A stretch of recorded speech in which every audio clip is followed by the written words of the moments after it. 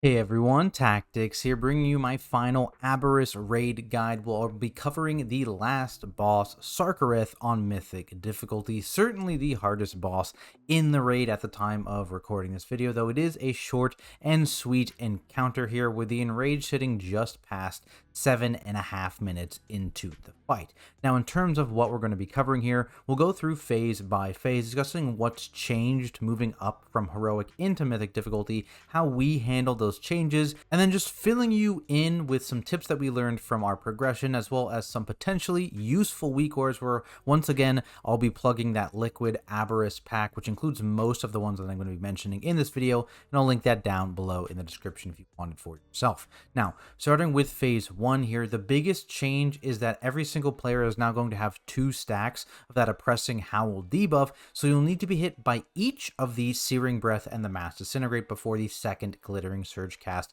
of the fight, or you will be dead. It does not work if you get hit by 2 of the same ability. It has to be 1 of each to remove both stacks. We decided that we were going to split our raid up here into several different clear groups. So initially there's going to be 5 players clearing on the very first breath of the fight. We then will have 15 players, so everyone else in the raid, clearing on the second breath of the fight. And then finally, the very last 4th disintegrate of the fight, we have all the players that haven't been hit by any of the disintegrates already. Because we are going to be lusting on pull here, that first breath with only 5 people isn't going to be too much damage, so we tend to cluster all of our healing cooldowns on that big second breath clear, and then that big 4th mass disintegrate clear, since the raid is also going to be quite stacked in these moments. Cooldowns like Darkness, cooldowns like Spirit Link get quite a bit of value if you have them available to you, so it's a great spot to assign these. We also did something like assigning everyone to use healing pots, I think during the second breath cast, so that 15-person clear. Just assign all of your regular health pots because it's a 5-minute CD, and that's relatively early in the fight, and it'll be up later in P3 when you actually need it, because that's the other most dangerous part of the fight. Health potting in P2 really isn't valuable, so hard assigning your raid to health pot, very useful there. When it comes to how we decided who's going to actually be in this first breath of the fight, we decided to go with 2 tanks and 3 healers, and the main reason for that is it allows the 3 healers who cleared on this first breath to just plant and heal or use a cooldown or whatever during that second major breath clear, as opposed to having to move, dip into the breath, and then move out to not get multiple stacks of that magic dot, which is quite nasty when combined with the stacking dot you get from clearing. This does mean that you need to bait the first breath in a spot where healers can consistently get into it, and I'll walk through how we bait it in just a second here. But if baiting it is too hard, or if you don't think your healers are going to struggle with healing while also dipping in and out of the second breath there, you can just, for consistency's sake, put 3 melee in instead of 3 healers. Just kind of depends on what's best for your group. Now, let's start by walking through the first phase here, and right off that, I'm going to talk about the melee breath bait. So as you can see at the beginning, the ranged are here. They're going to be gating in because they're going to be baiting bombs right here. There's a weak aura in the liquid pack that will show you the exact timers of the bomb spawns that will help you to know exactly when to gate. So it's going to go bomb, bomb, bomb, then they all gate. You're going to get some ticks here, but you want all 3 bombs there. And that's also going to be the next mythic mechanic here, is that these bombs will spawn these dimensional puncture holes on the ground. And these will be spawned by multiple different mechanics here throughout the fight. There they are, those purple holes. If you ever touch any of them, ever, for any reason, you instantly die. You get teleported straight through the platform and just fall to your death. So part of the reason why we're baiting those is because these holes last for 3 total minutes. So it'll be here through the beginning, or maybe even most of P2 here. So you don't want to bait these holes near the middle. You want to bait them towards the edge. So this is it helps with that. Obviously you spawn the fire, and then by gating here, everyone's going to be stacked up for that first glittering surge. Makes it a little bit easier, and also reduces their ranged movement during their bloodlust, during their cooldowns, all that good stuff here. Tanks are just taunting on 1, very, very normal to taunt on 1 here. Here's the first mass disintegrate. It detonates as the breath happens. So as you can see here, all the melee are going to be clustered, and they're trying to bait this breath behind the ranged a little bit, but still towards the edge of the room here, because like I mentioned, 3 healers who are going to be part of this range stack here want to be able to dip into this breath here. So initially, melee are baiting all of these swirlies over here to try and keep this area relatively clear of swirlies, so that as soon as all the swirlies are done spawning, they can then all shift behind the boss to aim the breath up this way, and that makes it easier for the actual healers to dip into that breath. Because see, now the healers, much easier for them to dip into this breath as opposed to if the breath was aimed like this way, right? If it was aimed over here, these healers would have a rough go at running over to be into this breath. Something to be aware of. These disintegrates, if they're on range, they will often go straight through the breath. So the 5 people clearing in this first breath need to be aware, hey, potentially I need to avoid a disintegrate line. It isn't the end of the world if you eat one. It is going to be more raid damage because it's an extra clear, but it's more of a pain because getting cleared with a disintegrate early just means you have a slow earlier, which is part of the reason why we want everyone to clear and disintegrate at the end. So ideally avoid it if you can. You see I moved back fairly far past these disintegrates to clear on this, and then that goes out. And these magic dots are actually relatively scary. We just have the healers dispel themselves. I dwarfed mine off. The monk diffused his off, and the 3 healers that are part of it just can dispel themselves as well. We have 2 mass dispels, which is going to go off on the second searing breath, because again, that's going on 15 people. So 15 magic dots are going to go out. 2 mass dispels aren't going to cover them all, but we have some individual dispels, obviously, to kind of fill in the gaps there. But having 2 mass dispels right after that breath is going to mitigate a ton of damage. Now, the next breath is that second breath. You can see it's coming very quickly, and I was just baiting. I'm moving in position here. The goal here, as the range, you see them slowly moving, baiting the bombs on the edge of the platform. Again, edge is where they want to be. They do want to be towards the edge here. They don't want to be too close because you don't want to encroach on melee space. And also, importantly, you don't want to drop any of those punctures too close to this outer ring because it's going to be very problematic in P2. They can move all the way back to the edge there. They're baiting bombs, baiting bombs, baiting bombs. And meanwhile, the melee is shifting the boss to this other square marker, which you can see here. Easy, it's on this line across from where the boss spawns, and they're all going to be moving directly to square. Again, we're taking the thinking out of it. We tell the melee, you're baiting on square. It's the tank's responsibility to put the boss in a position such that the breath goes straight through square towards the range, because again, we want the range to be able to clear on this breath, right? If we baited this breath across this way, there's no way in hell that the actual range are going to be able to hit this breath. So we want to make sure all the melee are there. That breath is now very close to the range. They can all easily step into it. 15-man clear, 2 mass dispels coming out. There's the weak orb. We have a mass dispel weak orb. I can link that as well in the description if you want to see when mass dispels cast. Can be useful for P3. But again, instantly we clear that dot with maybe like 2 seconds on it in total, and that really helps with the overall raid damage in this phase. From here, we're just going to be slowly dragging the boss to avoid swirlies, making sure we're not ranging the actual ranged, of course. We're not moving too fast to affect melee uptime. We're just going to be slowly dragging here. Something to note is the disintegrate positioning here. So disintegrate will only do the main portion of the damage to players in front of the targeted player. So for example here, let's say that this person is targeted. Person behind them won't actually be hit by the main mass disintegrate beam. Something weird though is it does deal like a 20k hit to people behind them still in the line, but it will not clear your debuff unless you are between the targeted disintegrate player and the actual image. So you can, in melee for example, have the targeted melee players hug in close to the image here a little bit, and that'll shorten their arrow long enough that a person even like right beside them won't get hit by their disintegrate hit. So keep that in mind. Disintegrate doesn't pierce the target fully. It'll only hit people between the image and the actual targeted player, and that's especially important for clearing your debuff on mass disintegrate 4, but I'll talk about that in a second here. So you can see we're just slowly kind of moving along this area here. If you are going to bubble taunt as a paladin here, you need to do it basically just before you get your second debuff, because that's just how the timing is going to work here. So in about 7 seconds, I'll be AoE bubble taunting, and that's the timing because you can basically do it 3 times in this fight as a paladin for what I'm doing in my job, and I'll explain that later on in the other bubble taunts. But here, basically, again, they're baiting on the edges, as far to the edge as possible. Look how far back on the edges these are baited, right? You can, if you're not clustered, if you're not disciplined on where you're stacking, be baiting these much closer. And while it might not seem like a problem in P1, because it really isn't too bad, melee can kind of move out of it, it's really a problem because of those punctures that spawn in the middle, which will remain for 3 minutes and disrupt your B2. So try and get these as close to the edge as you possibly can here. And slowly moving, slowly moving. Mass Disintegrate 4 is the big one. This is the last set of bombs. You're going to see I'm going to slowly drag the boss a little bit closer to the actual range of DPS here, because one, we want to be very, very stacked, because this is, again, the last scary part of the phase. If you didn't need a health pot, or if you don't assign health pots to that first, that second Searing Breath, that first big clear of the phase, anyone who hasn't used their health pot should use it here if they're low. This is also where we APT, because we have a Resto Shaman, Ancestral Protection Totem. That was super good for Prog. Very, very good. Obviously, it makes everyone have that max health, and it was not uncommon to lose a single person. Maybe one person didn't actually clear fully.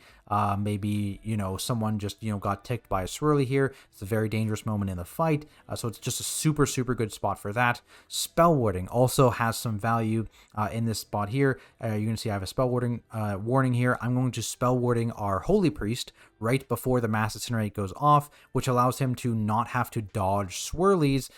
He gets to avoid some of the damage, and he just gets to channel his hymn. So obviously you could do that if you had a Resto Druid that wants to channel Trank, you could do that as well. But that's just the value of spell warding here, because again, we're kind of already taking spell warding for something in P3 anyways, and this is like the latest in the fight that you can spell warding and get it back for that moment. So we use it here just to let the priest channel his healing cooldown and be very, very safe. So now, in terms of how we handle this Mass Disintegrate, it's going to be variable depending on who is assigned to. So here comes the Mass Disintegrate here. This is the easiest scenario. So one ranged and one melee was assigned with the Mass Disintegrate. So what's going to happen here is the range is just going to back up, make this line very long, and everyone who hasn't cleared their Mass Disintegrate already is going to get into it, and the melee is just going to point this off in some other direction to not hit the rest of the raid.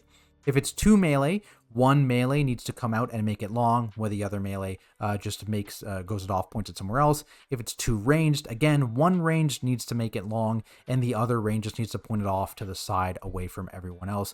You don't want to get double hit by disintegrates, and frankly, it makes it harder to dodge the swirlies if you have two lines pointing out and you have people split between the lines. It makes it much easier if everyone is in one line, because again, it kind of baits the swirlies, and then you can just kind of move in a direction away from the swirlies. This wasn't hard assigned. This wasn't audible called, particularly in the double melee or double range scenario. If it was one ranged, one melee, super easy. The range makes it long, the melee makes it not hit anyone else. If it's a double melee or double range, someone has to say something, or like the raid leader has to pick, hey, this person move, and the other person makes it long, that kind of thing. So you're going to see he's going to point off to the side. Everyone else is getting in. You see he moved all the way to the back here. The Mass Disintegrate goes out, and you're going to see these swirlies already starting to spawn, right? And so you can just take a step out, and there's the Spirit Link going down. Again, we had the Spirit Link, we had the Hymn, we have the APT going here. So a decent amount of cooldowns is kind of committed here, just for safety, because again, it's a very dangerous moment in the fight. Darkness also committed there as well, because you're eating the Glittering Surge, you're eating the dot from all those people clearing. You're stacked, so you can get value from all those cooldowns, and it's a very dangerous moment. So that's definitely a good spot to commit a lot of those cooldowns there. Now, the goal here on boss health is to be just under 69% health, at least with current tuning, before any nerfs have actually happened to this boss.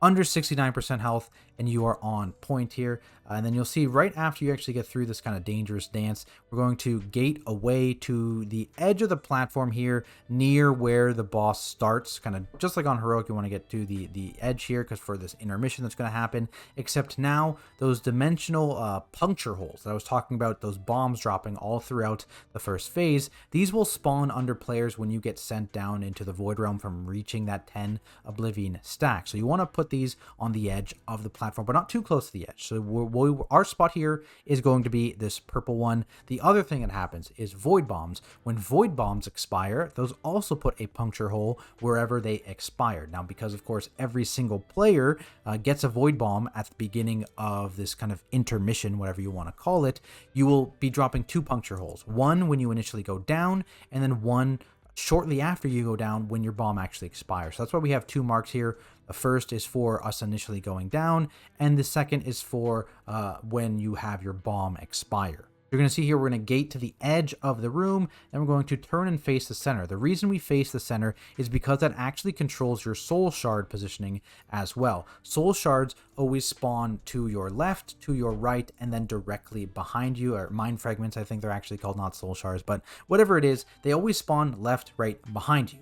That's why it's important to not be directly on the edge of the platform, because if you draw puncture holes directly on the edge of the platform, it becomes extremely difficult to actually get that mind fragment, and you can have people die. So once we had people kind of consistently always facing this direction towards the center as well, it made it just a lot more consistent, where no one ever got scuffed by having, oh, my mind fragment is like literally in a pile of punctures, which is very bad, of course. And again, remember here, bomb is expiring now 5 seconds. Do not be greedy picking up all these fragments. You will have time to get these fragments, especially as a non-tank player. Tanks go up usually a few seconds early, but like, you need to get back to this moon marker before this expires. Yeah, I get 2 fragments. I go AFK for 2 seconds on the moon marker. Boom. We drop them all there. You do not want to be the guy that drops it like over here or over here or over here or something. Right? Do not be that guy. Get back to the diamond or moon marker, whatever your marker is.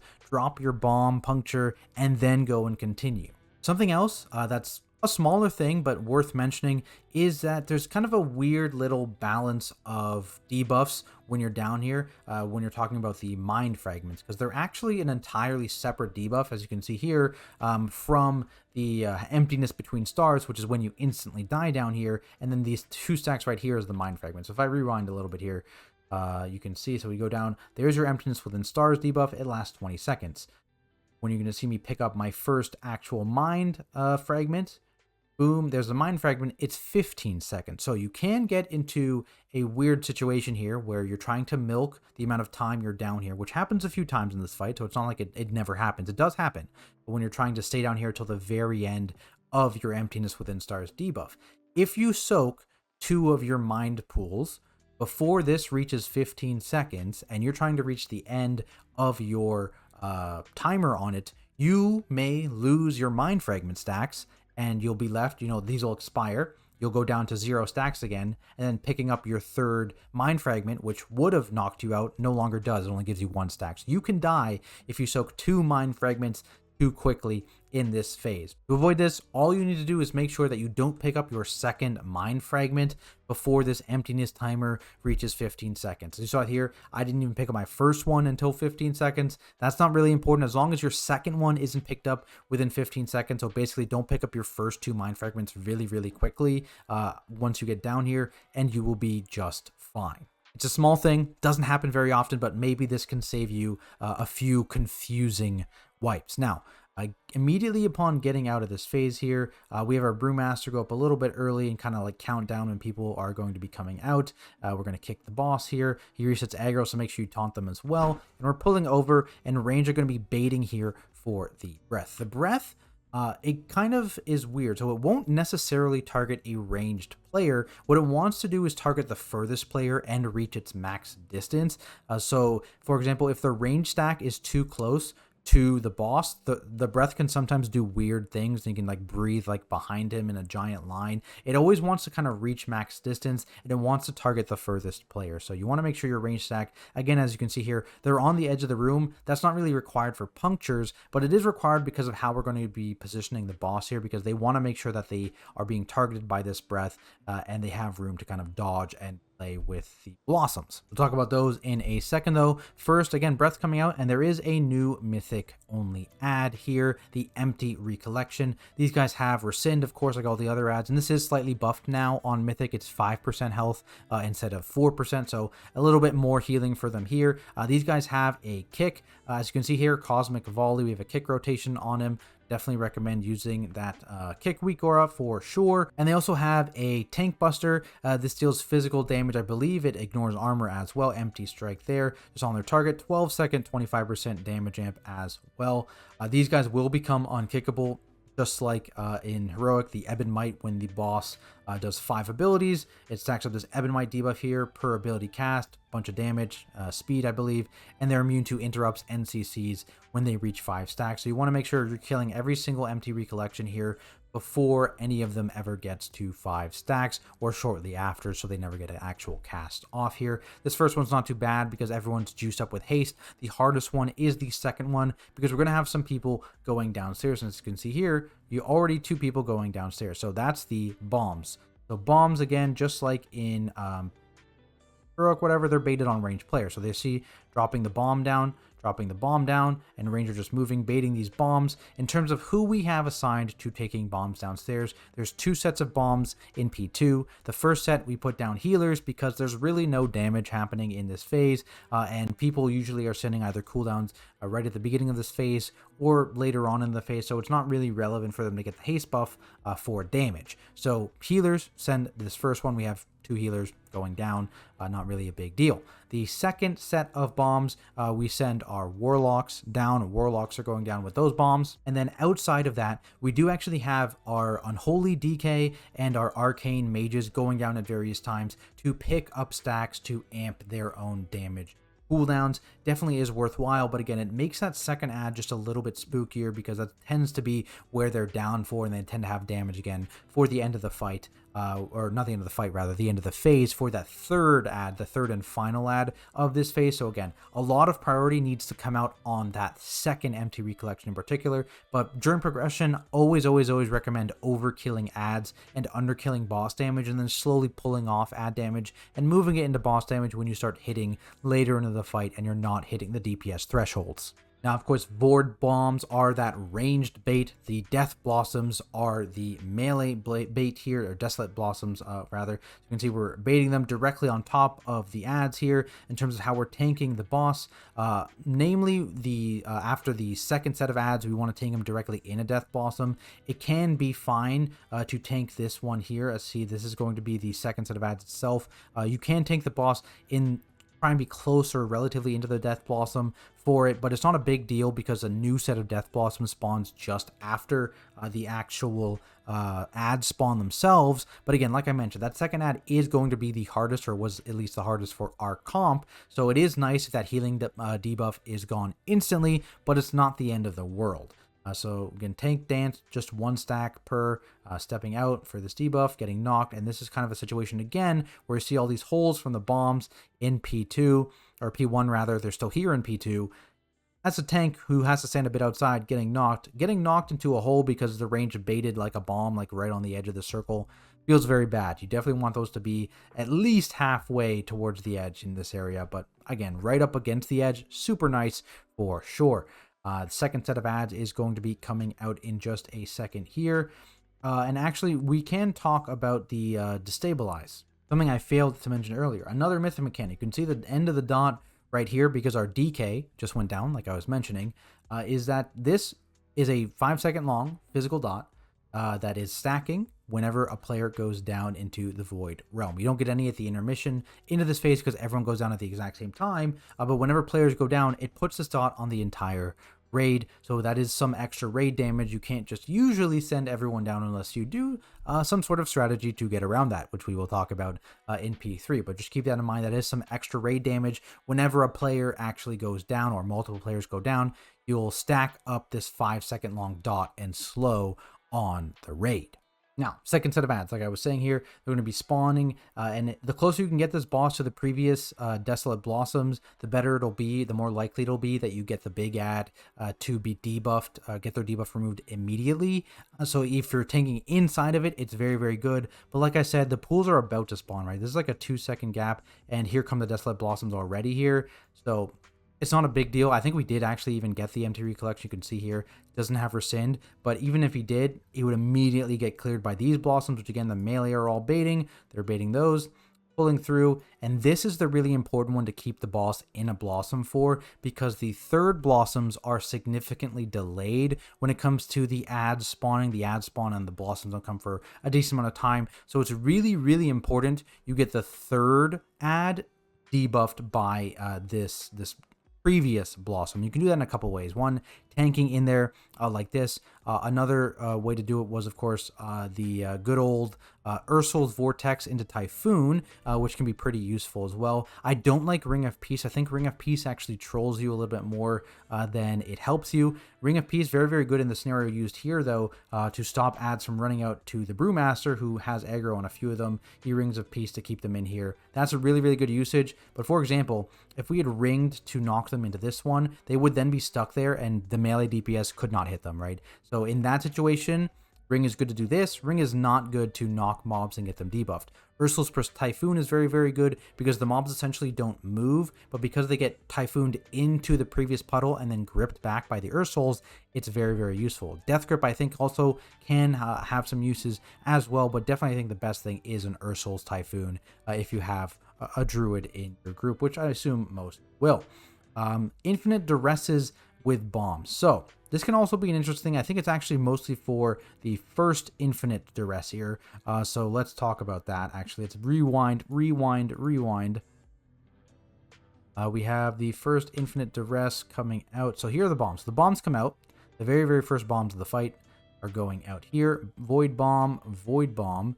And you can run into a problem here. If they don't go down before this Infinite Duress goes out, before this Infinite Duress gets casted, so they see they went down instantly. If they're not already down when this gets casted, there's a chance they get picked for Infinite Duress. And if it goes out on them when they're about to go in, it'll immediately Dispel and knock the raid from their position. So very, very bad. So first bomb set, make sure you're getting down. And on all the bomb sets, really, make sure you go down before Infinite Duress, the next Infinite Duress gets cast. So just keep that in mind for sure. And as you can see in terms of how they're going down here, the best thing for range is definitely to use these puddles from the breath. Again, because they're usually positioned towards the edge of the platform because of how we positioned in this fight.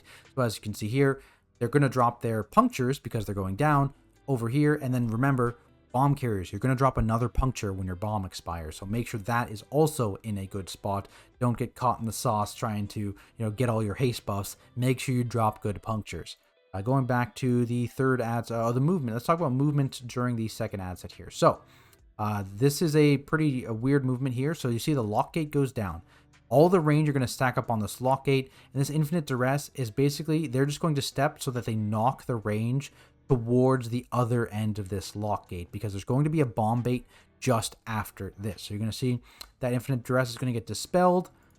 And these ranged are going to instantly lock gate back to make sure they're baiting the bombs here. They're going to bait the bomb, and then that's the second bomb set. That's the Warlock bomb set. So Warlock's going to be picking that one up. And then similarly, they have this kind of like, make sure you are down before this Infinite Duress goes off, right? You really, really want to make sure you are downstairs, because getting picked for that Infinite Duress, if you're a bomb carrier, is just going to wipe your raid. This is the third breath. And like I said, this is where you want to ideally be tanking the boss inside this circle, because you want these ads to all spawn and immediately lose their healing debuff like this. Because you can see here, there's still like 6 seconds before he's even going to start casting his Desolate Blossom, the next one, and that is obviously going to be problematic if you want to kill this ad in time because of that healing debuff.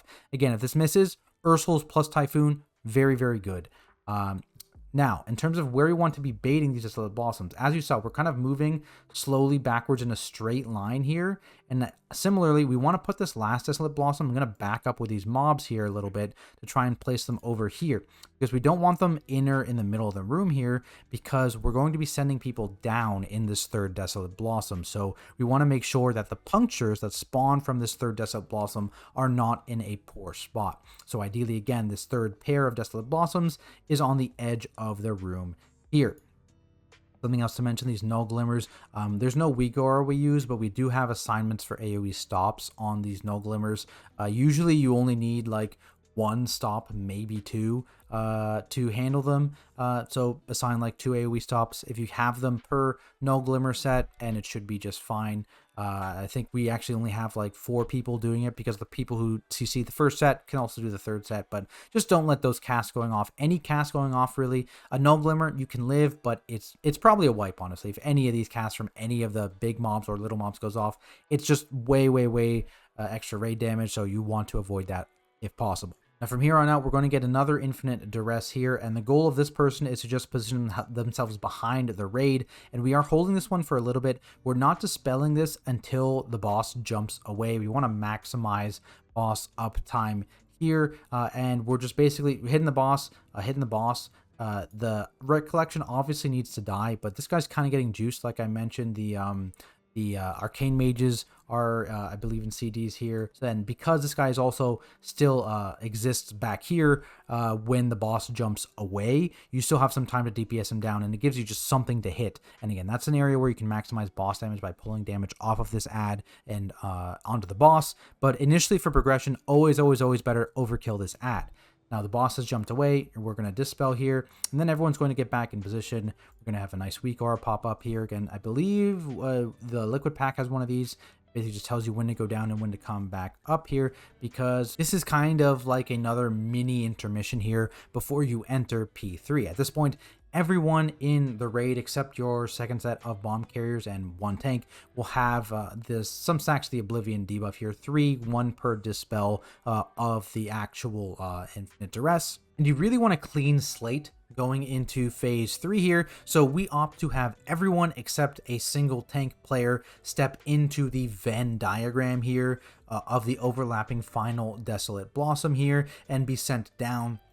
The tank upstairs gets a bop, because the dot, that I talked about, that stacking dot from people going downstairs, is a physical dot. So you can bop the tank staying up here, and instead of getting 19 stacks, they immune them all and they get 0. Now what that meant is that the tank staying up did not start the boss at the beginning of this phase, and then when they got their last debuff in this phase here, just before doing the third breath, if you'll see here, rewind a little bit here, third breath, there's the tank that had the boss. He's going down because he's going to be staying up, so he wants to clear his stacks now. So he's going down early, he's clearing his stacks, and again, he picked a spot that wasn't going to leave a nasty puddle. Make sure you get out in a decent spot that's going to leave a puncture away from everyone else. And essentially the goal here is to just go into this final phase and refresh everyone's stacks back down to 0. But it also means that you're only going to get a single meteor to spawn right at the beginning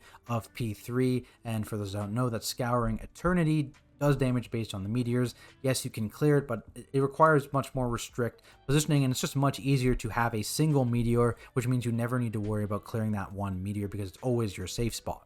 That's why it's important to have both this timer for when you go down, so that you don't spread destabilize stacks to too many people, and you don't have maybe someone go down super early, leave a puncture on top of other people, and they all instantly die. And you don't want to come up too early either, because if you come up early, you'll spawn extra meteors in weird spots too sometimes. So that's kind of why weak aura, very good, tells you when to go down and when to come back up. So you're going to see here, down, we all stutter step inside this little Venn diagram. So that Venn diagram is actually pretty small, all things considered. You see some people getting pretty low here. That's because they were a little on the slow end of the raid to go down compared to other players in the raid, so they'll get more of those destabilized stacks than others. We want to go down in the Venn diagram because going down in a single one is very slow. You need a different timer if you want to do a single one. It's just a lot of raid damage. That's why going down in the double is definitely more recommended. And you do have a massive DR once you do actually get down, so as long as you aren't extremely low health, you may need to watch yourself, toss yourself a heal or two, but it's not too scary once you're actually down here thanks to that big R. Now meanwhile, the tank upstairs is kind of just, fighting for his life. He's basically pulling the boss here to the center. You're going to see the Ascension go off in the center of the room here, and then they're going to run to the south end of the platform to drop a single meteor in the center of the south edge of the platform. You'll see it when we pop up here. And that's just to maximize the amount of safe space, because it goes in a straight line down the platform, and everywhere in that straight line, even if it's not in the animation, is safe. And as a hint, if you stop getting knocked back during the Scouring Eternity, you are in a safe spot. Now, if you want to see a POV of what it looks like for this first tank to be upstairs, I believe the Dratnos video, he is the first tank. I'm actually the second tank, so I have a POV of the second upstairs, whereas he doesn't. So if you want to see what that looks like for the first tank, what they actually do up there, recommend checking out that video, because we do opposite roles here. Now, let's go into the beginning of P3. So again, you're seeing this. We're not going to go up yet. Waiting our things. Now we're going up. You'll see I don't actually blow everything on these ads right away because basically the other tank was not hitting the other mobs and boss that much. He was mostly kiting and staying away from stuff. And so if I blew up here as soon as I came up with my buff and everything and all my cooldowns, there's a good chance I would rip aggro. So be careful. Don't blow everything here as the tank coming up. Let the other tank have some breathing room. You don't want to whip the boss around during this very, very quick tank buster here. Now, let's talk about tank busters. So basically what's going to happen here is we have our tank busters arranged in a way that makes sense for our comp. So basically, we're lacking a second bop because we have to use my spell warding in this. If you didn't have a prot paladin and you instead had a ret paladin, you would have 2 bops, and so you wouldn't need to necessarily do what we did. Basically what we do here is we have the tank that stayed up the first time. They're going to tank 2 tank busters here back to back. The second tank buster will refresh their first one, and then they'll go downstairs. Then we have that tank. The other tank obviously hold the boss for a little bit here, but we have that tank that just went downstairs come back up and take the third tank buster as well and go downstairs again. And then we have me as the tank who's still upstairs. I take the 4th tank buster because I am going to be 1, spell warding someone, which happens between the 3rd and 4th tank buster. So obviously I can't be downstairs. And 2, I'm going to be the one soloing during the second solo of the fight. And so basically I want to clear my stacks before that moment, and clearing as the 4th is the best spot to do that. Now what could happen is that after he took the first 2 tank busters, I could then tank the 3rd and 4th tank buster, and then I could go down. And I think that would be better if we had a second bop available. So if you had a ret paladin instead of a prot paladin, as an example, just more efficient with tank cooldown usage, because this boss does kind of slap your tanks in this phase with the boss damage and the dot from the tank buster and the dot from the oblivion stacks, all that stuff. So there's a lot of tank damage in this phase, so it is more efficient that way. But because we only had the 1 bop available and I had to solo the second time, this made a bit more sense because I had to be up for spell warding, and obviously I had to be up and have some number of my cooldowns available to me to use during that second solo, which I'll cover when we get to it. Now let's talk about positioning here in the beginning of this phase, because it's pretty important. So melee obviously jump under the boss here. The range, as you can see, are stacked back here. Black hole went out, but black hole is still out there. And the reason for that is because this black hole basically is, if it's on a range player, they need to do their number 1 job, which is bait bombs. You're going to see the range kind of bait this bomb, move and bait a bomb here, and then move into melee. And don't panic if you're this bomb carrier, or black hole carrier rather. You will get to melee on time. You need to bait good bombs. In terms of who's actually doing bombs in this phase, it changes from P2 because there's a lot of healing in this phase. You do not want to send down healers. So what we do is we do mages first. We do other immune classes second. So for us, that's a rogue and a hunter are the second bombs, and then the third bombs are mages again, and that's where you actually want to external your mages because there's a ton of damage going out at that moment. You're going to see bombs baited near the bottom here, bomb bait. You're going to move, bait another bomb, and they're going to come into melee. Everyone's going to soak this black hole. The mages are taking their bombs out and they're going downstairs. And again, look at where they are. They do not want to soak one of these swirlies in the middle of the room and get sent down here. They want to get sent down towards the edge. Do not drop a puncture in the middle of the room, please. Very, very good. The second tank frontal is about to come out here, so that's when I'm going to taunt off. He's going to get sent down again.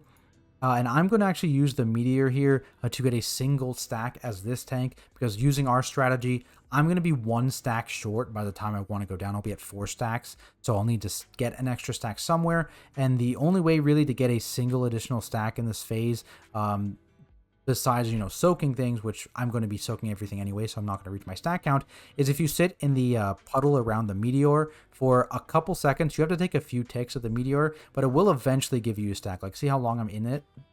Now I got my stack. I just got my second stack here, but I stood in this for a few seconds, right? So keep that in mind. I do it now because it's the least dangerous part of the fight for me. As you can see, the actual moment leading up to me soloing and me getting my tank buster on the 4th frontal of this phase is actually the scariest time of this fight for me. In terms of externals, I would get an external around the cast of the 4th Tank Buster. As you can see here, there was already a GS put onto the Brewmaster after he gets his 2nd Tank Buster for his stack, as he's also in constant pain here. He needs a lot of love both when people come up initially at the start of this phase, because you saw he was very low then too, and also when he comes up right after this as well. So tank external is very, very useful for those moments, so keep that in mind. Otherwise here, as you can see, the single line for the Scouring Eternity, everyone's standing in it, not being knocked back. And now we're going to position towards the center of the room here, because we are going to get Infinite Duress. Now, you're actually going to get 2 Infinite Duresses here. This is the double Infinite Duress. There's 2 double Infinite Duresses of this fight. One of them is right near the Enrage, so you don't really care about it. This one you do need to deal with. And so basically what we do here is we bring the boss towards the center. We have a lock gate out towards the edges, and the 2 Infinite Duress players are going to stand in range of the lock gate. Everyone else is going to stand such that they're knocked towards the other end of the lock gate, and we are going to mass Dispel right as the Ascension gets cast, or just before it. Basically, you want this to expire as Ascension is going out. So you can see here, 2 points, 0.2, 0.5, that's exactly perfect. So Ascension is going to go out, we're getting knocked. The players that get knocked up because of the mass Dispel, because they have the actual Infinite Duress, can just use the gate because that's where they're standing, because sometimes one of them will get knocked in the opposite direction. So they really want to make sure that they are in range of the gate to instantly gate as soon as that mass Dispel goes off. That's why the weak aura is handy. Notice we have a black hole with us, so we're all going to sit here at the edge of the platform, going to eat this black hole, and we're going to bait the next meteors here, because we want to clear these meteors with the next black hole. The 3rd black hole of the fight is going to be solo soaking with my spell warding into this set of meteors. If you don't have a spell warding, you would probably sack this player. You'd probably just send them into this puddle, obviously late in the meteor, because they're going to die, and they would go in there and they would get rid of this pile and they would die, and you would battle res them. Now the tank frontal comes out immediately after this, basically, so you can see here he dashed out and taunted the boss to make sure he's facing away from the rest of the raid. You do not want to get everyone frontaled here. Basically always facing the boss kind of towards this puddle if we can here. And the range is staying out here because they're going to be baiting bombs. Now, like I said, these bombs are going to be done by immune classes. Why is that? Basically, the black hole will prioritize people with no stacks or very, very few stacks. So if you have immune classes like a rogue and a hunter go down for the 2nd set of bombs, they'll come back up for that 4th black hole, the one that you would usually sack if you have spell warding, right? Because you would spell warding this person, so you wouldn't need to sack them. So that 4th black hole would be your sack in a normal strategy. But if you force that onto immune classes by putting them down as the 2nd bomb set, it means that you don't need to sack that person. So you essentially gain a battle res. Now, if you want to sack this 3rd black hole because you don't have a prot paladin, you would definitely want to do that, because it kind of sucks to do 2 sacks back to back, right? So you would lose the battle res from having to sack someone on this 3rd black hole, but you could then gain that battle res back and not have to use 2 battle reses in this phase if you then force that 4th black hole onto an immune class. So basically, put immune classes onto bomb set 2, ideally not mages, because their cooldowns fit a lot better on 1 and 3, but try and put immune classes, if you have them, on bomb set 2 to bait their black hole onto them so they can immune it instead of dying. As I mentioned, this is the scariest part of the fight for me here. I don't have a ton of CDs wise. I believe I missed my external here. Yeah, I think usually we have the external here, but you can see just how much the raid is getting chunked, because like everyone has 4 stacks usually, not 5. Again, I went and got 1 extra stack. This is the spot you would want an external in. I think we just missed it. I think there was some shenanigans with healers accidentally going down and stuff here. Very, very spooky. Very, very clean kill, as you're going to see here. Definitely want to make sure you have some cooldowns on your tank. I'm going to be spell warding this black hole, and you want to be kind of on the edge here, and then you're going to go out near the end of your black hole. Make sure you hit all the meteors, because you don't want that damage during the scouring. And like I mentioned, while you're immune to the damage during with the spell warding, you are not immune to getting dots, more stacks of the dot. So you want to go in towards the end of the meteor cast, kill that big pile, get out of the black hole. They're gone.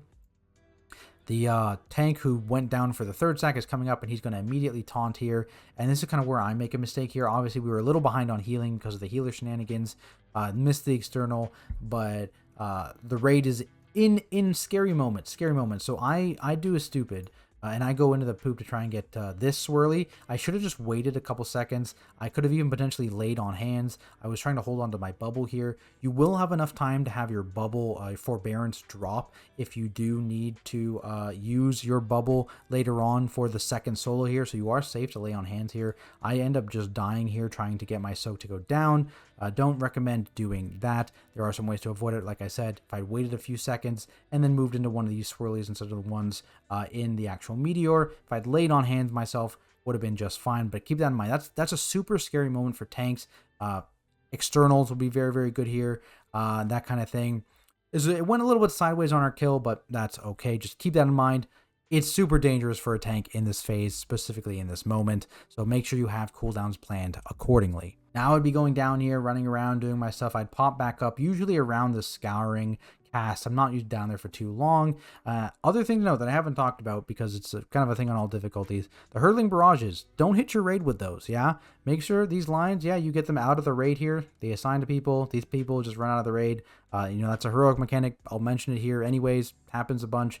There's an overlap at the end of the fight where there's like nothing else that can kill you except if you like double hurtling barrage your entire raid. So don't do that, and you get it out. Don't shoot it through your entire raid. But yeah, here we are. Basically, we're getting very, very close to the actual part of the phase where everyone go down again, and there's another tank solo up top. You get about 25 seconds of breathing room here, so let's go through it. You get a scouring, again, be in the line. You're not getting pushed back, that's the thing. This would be the sack black hole, but we've aimed it to be onto an immunity using the strategy I told you. So this person is just going to move out to the side and immune when it's near the end again. Getting DPS uptime is just going to step out and immune it. And he's going to come back in. The duress here. So the duress's goal is to knock players over towards the side here. Usually we said just knock through skull, shoot us towards skull. Watch in case people went down here. You see there's a puncture down here at the bottom of my screen.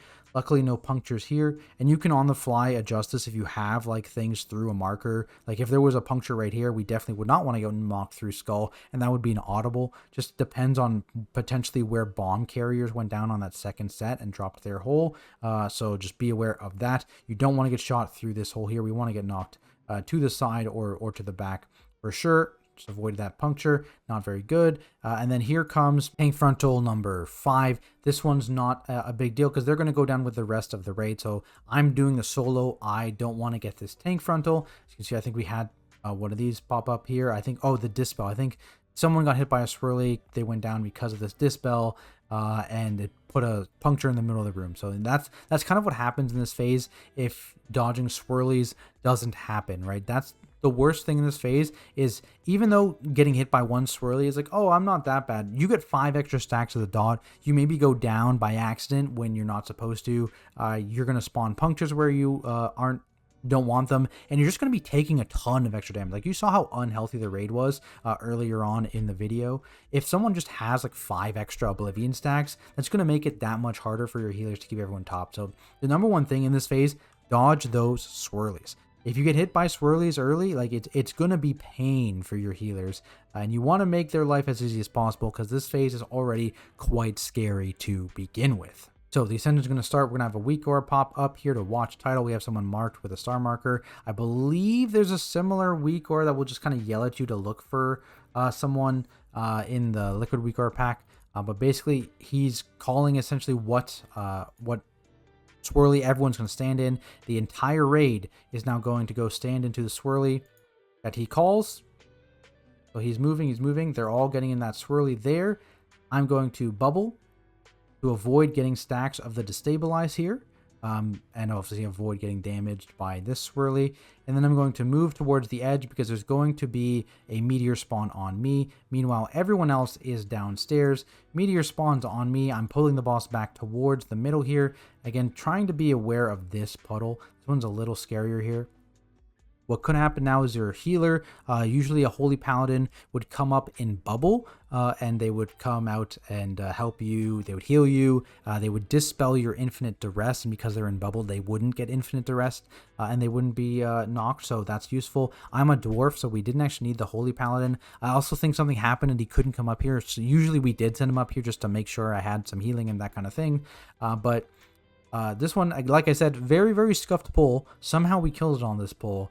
So Infinite Duress goes out, and I'm going to instantly dwarf off my Infinite Duress and then call for everyone to come back up. And they're going to be very closely in their debuff. So make sure they're going to come back up basically insta. One of those moments where, like I said, don't pick up your first 2 mind fragments too quickly. They're going to come up with their big haste buff. There's going to be a single frontal here. So my position is a bit scuffed because of like where this little puncture is and the edge of the platform here. This puddle's getting bigger. But basically, no one be in front of the boss here. There's a single frontal happening here. And then I'm going to go down into the puddle here, and again walk in there, get a couple extra stacks, eat a swirly, and go down. Don't let these casts go off there. In terms of how I personally handle that, you can see I saved my Divine Toll for their first cast. As soon as they cast, boom, Divine Toll to kick all of them, and then I should be safe, should have people up for the next cast to stop those from going off. Obviously, if you aren't a paladin, you can't bubble, you would need a bop. So a second bop would be needed to have your second tank actually live this, and then you'd need some other form, either interrupts or CCs, to make sure those glimmers don't stack you up. You can live it with like a significant cooldown, but you see I popped a lot here, right? I also popped my Goak as well, some other cooldowns here. I had Sentinel running going into this. I'm pretty low coming up, so when they come up, I get the sack as well, just to make sure I actually survive. This black hole immediately out of this is just soaked because everyone is fresh. Everyone but me just came up from downstairs. So they've got the big haste buff and they've got no Oblivion stack. So you just want to make sure this black hole is soaked. Don't be too close. You want to still give people room to dodge out of the black hole and avoid swirly. So you can see that's why the black hole is there. Because if you put it like here, you'd be kind of clustered up against the meteors, which is not ideal for sure. So put that black hole in a decent spot so people have room to dodge out of it. And otherwise, they're just kind of blasting there with the haste buff. I, run around in a circle here, come up. Here's that's the scouring I mentioned here that overlaps with a hurtling barrage. So make sure your barrages are not smashing through your raid group here. Ideally, in terms of boss health, your goal for this one, actually, I don't think I mentioned for P2. For P2, I believe your goal is like 46%-ish boss health at the end of P2. For this, it's when people come back up, you want the boss to be like around 15% health. So you see, because we played so clean leading up to this point, we had a lot of breathing room, so it didn't really matter that we lost, well, I think like 3 or 4 players right around the burn because we had that 3% breathing room. But if you go down here around 15% on the boss health, you are in a fine position to kill, assuming you have players alive. Out of that, like I mentioned, there's going to be a double infinite duress here at the end of the fight, and that's kind of the enrage. You just want to keep those players alive. Don't let them die, external them, and kill the boss. But there we have it, guys. Hopefully this guide helps you get cutting edge, and if it does, be sure to leave a like and subscribe to the channel for more content like it, including Mythic raid guides just like this one in patch 10.2. If you have any questions about this fight, if anything wasn't clear, please let me know down in the comments below, or feel free to stop by my Twitch channel at Tactics, where I stream my Mythic raid reclears now, I guess, and high Mythic plus keys from a tank's perspective. Of course, big thank you to all of my supporters over on Patreon. I could not keep making this content without your support. Otherwise, thanks everyone so much for watching, and I'll see you in the next video.